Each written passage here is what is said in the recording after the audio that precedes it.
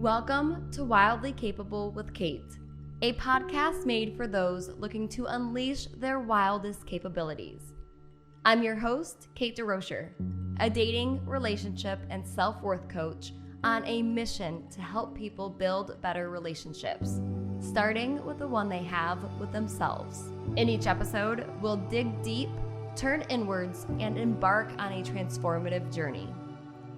Together, we'll break free from unhealthy patterns, rip through self-limiting beliefs, heal past wounds, and build unwavering self-worth, all to create healthier relationships as a result. Get ready to explore the wild, untapped potential within you. Are you ready to see just how wildly capable you are? Subscribe now and join us on this empowering adventure. Remember, your wildest capabilities await. Hi everyone, thanks so much for joining for another episode of Wildly Capable with Kate. Today's episode is about a topic that I often hear a lot of confusion on when it comes to dating. It's a topic that even I myself have gotten into debates over, and that's the idea of chemistry versus compatibility. We're going to talk about what chemistry even is, the meaning of compatibility, how both show up in relationships, and which one, if either, are needed or are more important than the other. Understanding these two things is vital to attracting, finding, and creating healthy relationships. In romantic situations, friendships, every type of relationship, this is important information to know. Without fully grasping what chemistry and compatibility both are, when you meet someone new or you just start to see someone, you're not going to know what to pay attention to. And even if you are aware and gaining the information you need to see whether you and that person are going to be a good match or not, awareness is only the first level.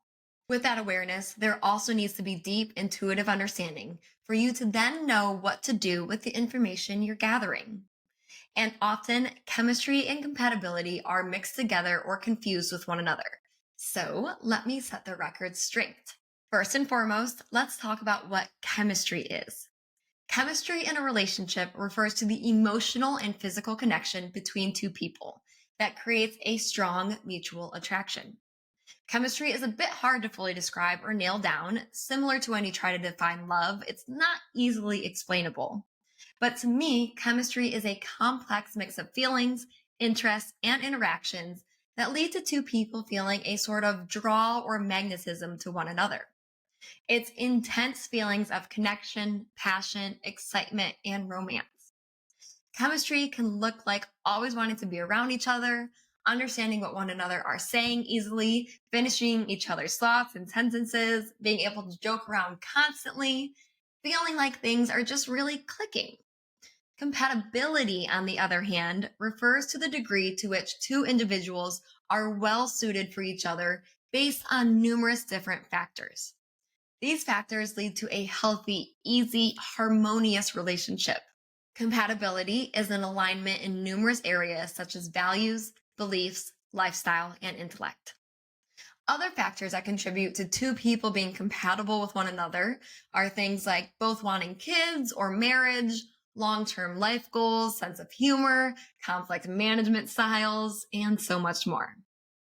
This doesn't, and honestly really shouldn't, mean that two people must be 100% perfectly aligned for a relationship to work. But it means that more things than not are at least close to being in sync. If you ask me, chemistry is more of a feeling and compatibility is something longer lasting, not based so heavily in emotion. And compatibility is a bit more tangible, easy to see and explain, while chemistry is more loosely seen and explained. So, why does it even matter to know the difference between chemistry and compatibility? Well, in my experience as a dating and relationship coach, and in my own dating experiences, I've seen relationships where one is more at play than the other, and how that imbalance or complete lack of one aspect can affect a relationship, sometimes for the better, sometimes for the worse. Now, a lot of you listening to this may be already thinking, well, I know chemistry is important. Without chemistry, there's no attraction, no spark. A lot of people think that. And while I agree there has to be at least some form of attraction, some chemistry between two people, I also believe that first, attraction and chemistry can grow, And second, that attraction and chemistry are not nearly as important to the longevity of a relationship as compatibility is. In fact, to go a step further, I've even seen how damaging it can be to be in a relationship where chemistry is at the forefront or is the only thing tying the two people together. Chemistry without compatibility can lead you down a bad road in a relationship. To better illustrate what I mean, let me paint a little picture of my own life. So back in 2019-ish, I met a guy at a bar who pretty instantly I felt quite infatuated with. We had an adorable meet cute and spent the rest of the night talking. The chemistry we had was off the charts, needless to say. And I knew that easily back then because by the end of the night, he put his very expensive watch on my wrist, saying it was his way of guaranteeing that I'd have to see him again. It was like a movie. This guy and I went on to date for a couple months, and within that time span, we both developed really strong feelings for one another really quickly. Our humor was the same. We both loved New Girl. We loved ice cream. Our goofiness levels matched one another's. It was just an easy, fun fit. There was an excitement, a connection, magnetism, chemistry. But what there wasn't was compatibility. We had very different religious views. Our lifestyles weren't aligned. The directions we were heading in our lives looked very different. So many things were off balance. And because of that, our fling, while romantic, hot, and heavy, was also short-lived. Luckily for both of us, he realized our beliefs and values were too different for a healthy, lasting relationship to form. And he ended things before either of us could get too attached or too hurt. At the time, I didn't understand his decision to call things off. If he felt so strongly about me, why not try? But now, 5 years and a lot of earned wisdom later, I can see he was right. Even if our relationship was filled with tons of laughter and fun times, it eventually would have broken down when the truth about life finally came around. And that truth, you guys, is that in life, shit happens. And when it hits the fan, a relationship that's built on fleeting feelings, aka chemistry, is much less likely to pull through the hard times than a relationship that's built on mutual respect, values, and beliefs, compatibility. You see, I believe that compatibility is more important in the end than chemistry is in a relationship. Yes, totally a mixture of both is great and attraction is needed, but whether we like it or not, looks fade and attraction levels change. Which means that if you build a relationship off of chemistry alone, you're screwed when someday you look at your partner and suddenly see all of their flaws, but don't have the strong foundation of mutual respect, which comes from compatibility, to pull you through once you're out of the honeymoon, the infatuation phase. When two people have strong compatibility, they're much more likely to make it through the many shifting stages of a relationship. Compatibility builds a solid foundation within a relationship. Compatibility determines how both parties behave, act, and react in different situations due to their shared values. Compatibility breeds stronger conflict resolution, healthier communication, and overall just a more stable and secure relationship. On the other hand, chemistry allows people to easily justify conflict, fights, or differences in their relationship, saying that the passion and connection they feel outweighs those difficulties. Chemistry can lead to periods of intense highs, but with intense highs, low lows also come too. Chemistry changes as two people begin to notice one another's icks and imperfections more and more. That's just the truth. So while both chemistry and compatibility are important to the initial starting stages of a relationship, I believe it's compatibility that will matter more in the end.